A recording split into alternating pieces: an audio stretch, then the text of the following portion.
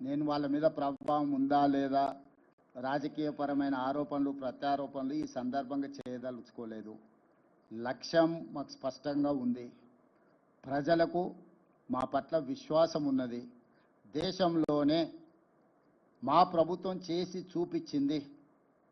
ఇలాంటి విమర్శలు చేసే నాయకులను నేను ఒకటే ప్రశ్న అడుగుతున్నా.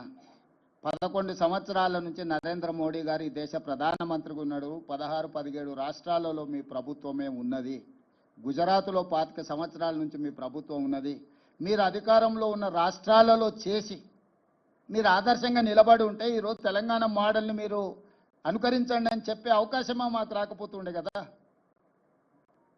రాజకీయంగా లబ్ధి పొందాలన్న ఆతృత కనిపిస్తుంది వాళ్ళ మాటలలో తప్ప పకడ్బందీగా కులగణన చేయాలి, జనగణనలో కలపాలన్న ఆలోచనే చేయలేదు. చేయాల్సిన జనగణన కూడా 2021లో చేయకుండా వాయిదా వేసిండ్రు. ఇవాళ అది కూడా చేయాల్సిందే అని చెప్పి మేము ఒత్తిడి తీసుకురావడంతో ఈరోజు వాళ్ళు ముందుకు వచ్చిండ్రు. ఏది ఏమైనా స్థానిక బీజేపీ నాయకులకు కొంత అసూయ, అసంతృప్తి, మోడీ గారు రేవంత్ రెడ్డి గారి విధానాలను అనుకరిస్తున్నాడు అని కక్కలేక మింగలేక దుఃఖంతో ఉన్నారు. ఇంకా వాళ్ళని ఎందుకు సారి ఇబ్బంది పెడతావు అంటే ఇవన్నీ రాజకీయాలకు ముడిపెట్టకండి. నేను ఒకటే చెప్తున్నా, ఇది ఈ దేశ ప్రజలకు మేలు జరుగుతుంది. ఏ ఒత్తిడితోనైనా నిర్ణయం తీసుకొని, ఏ అవసరంతోనైనా నిర్ణయం తీసుకోండి. అంతిమంగా ఈ బలహీన వర్గాలకు న్యాయం జరగాలి.